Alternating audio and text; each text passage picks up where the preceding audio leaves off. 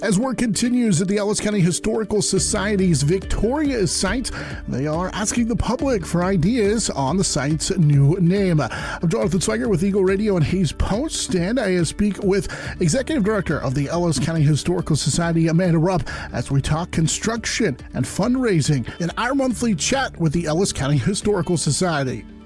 So the building has a name. They have renamed it St. John's Place instead of the rest home.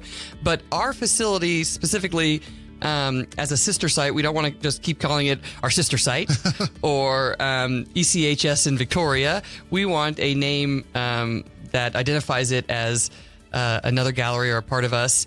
And, we've always called the one in Hayes Ellis County Historical Society Museum. That's a long thing. We might have a renaming for that. And I don't know that it's a contest. I don't have a prize picked out. Definitely bragging rights, but we're kind of doing a survey to try and see what the community feels would be a great name and what encompasses your feeling of pride for the things that we're showcasing there and what will grab people's attention. I know before we've talked a little bit about the location and kind of the view, kind of the vision, I guess was the word I was looking for what that location is going to be. Kind of give us a refresher on, at least right now, what you're thinking there. The focus will be on, I say outlying county topics such as the ag industry, the oil industry in our county, Angus cattle being initiated in the United States in Victoria, and things of that history, and especially the Walker Army Air Base will have its own little gallery, and the immigrants that settled Ellis County after the fort was done, and the immigrants that stayed and made culture here, and that's mostly the Volga Germans, but there's lots of others, and so it will be a heritage center above all else, I think. And I know that we had talked a little bit about that and kind of the direction for individuals who want to kind of submit their idea. How do they go about doing that? Well, we have a Survey Monkey out there, and I don't know the full address, but it's ECHS Victoria site name, I think, is the /. But if you go onto our website on echshayes.org, we have a link there that'll take you right to it. It's very simple. Take you less than 2 minutes, it says. And you can submit a name. You can submit why you think that is the reason. And we might come up with the best ones. And here in a couple of months, put out the best ones we think and have a little voting opportunity too. Yeah. I was curious what the timeline was like for that. We're kind of going to see how many responses we get. But hopefully, by the end of September, try and open it up because I'm tired of calling it a sister site and I want to name it, especially for, some of the grants I'm going to be writing for next spring, to have a name to associate with it as well. And I know one of the things you talked about, the early founders, that was one of the things we had chatted about before in an opportunity to highlight those early founders, those first settlers to Ellis County. And that's going to be a part of that site as well. Absolutely. So as part of the fundraising for the capital that we need to renovate that space, we are having opportunities for families who wish to memorialize or honor their families that helped settle this area. Not all of them are Volga German, but there are lots of popular names. Hall Street is named after some early settlers, the Phillips Ranch family, and such like that. But there's also the Drylings and the Likers and lots of Volga German names that are out there as well. And we are going to put up plaques dedicated to the very first generation of those settlers. So they don't have to have stayed in Ellis County. Maybe they've ventured out, but the name that has to be on the plaque and the story that goes with it is related to the first generation that came and settled. So if you're interested in that, we also have a link on our website. There's 2 different sizes of plaques. We have some families that are already interested and have, not everybody wants to put up the entire bill for one of those plaques, but, they've got their 30 cousins that are all going to pitch in some money and they're going to memorialize their great grandparents up there. And it's a great way to get your story out there. We only have a limited space, but we think it's a great project. And I would assume that there's a lot of research that goes into that, and so that's also kind of a neat thing there is to get a chance to look way back and so at some of those early families. Yeah. So if you don't know a lot about your history, but still want to do that, ECHS staff and our research volunteers will help you look into that. The plaques won't only have a name, they'll have a picture if you can provide one, or the larger plaque has 3, but they'll also have family anecdotes, and they don't have to be about the first settlers. Maybe a second generation down the line, your grandpa invented this really cool fence, or somebody had a really nice story about how they got married.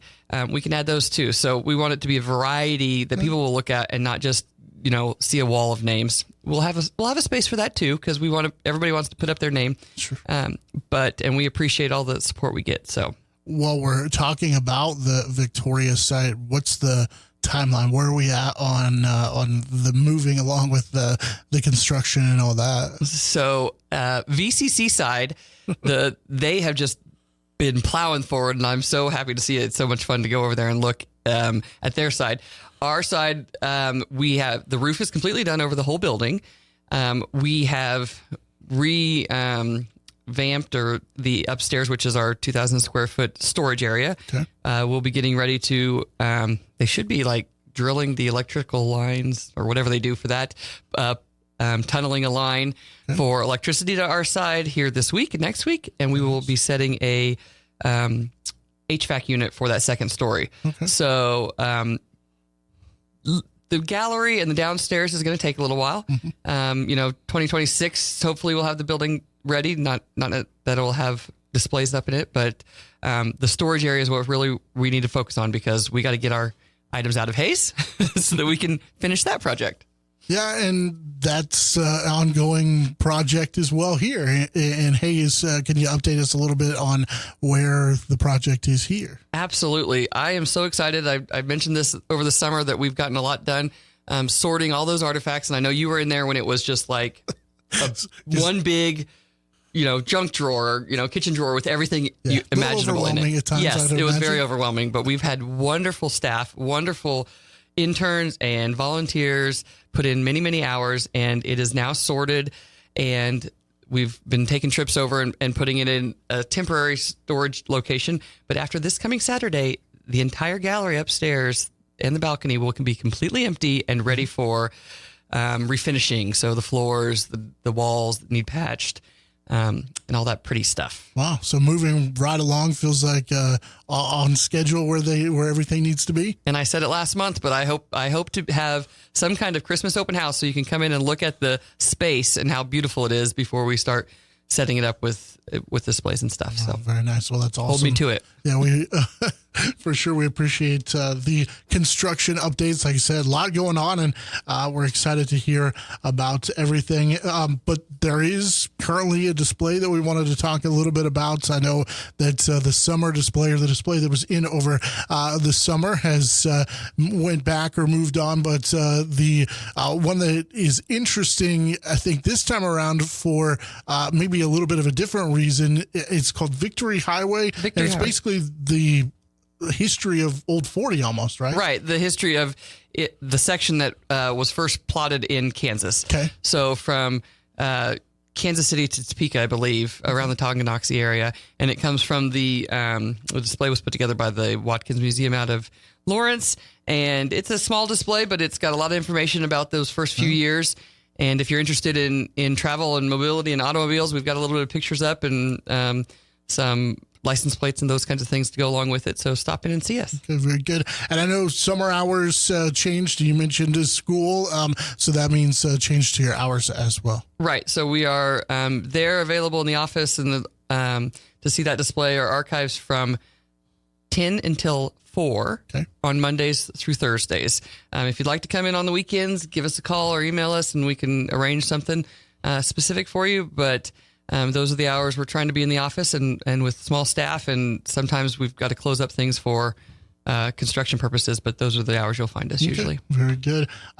I know there are a couple other things. Duroc returned, which is exciting. I think last week, I think was the return. There are a couple other opportunities this fall. Yes, actually, the participants that were involved in it this summer had so much fun they didn't want us to quit. And I don't necessarily have all my Wednesday evenings free, but one of our board members who actually taught it, Jerry, Brown, he volunteered to say, hey, I'll still host it on the days that he can. So Wednesdays, check our website.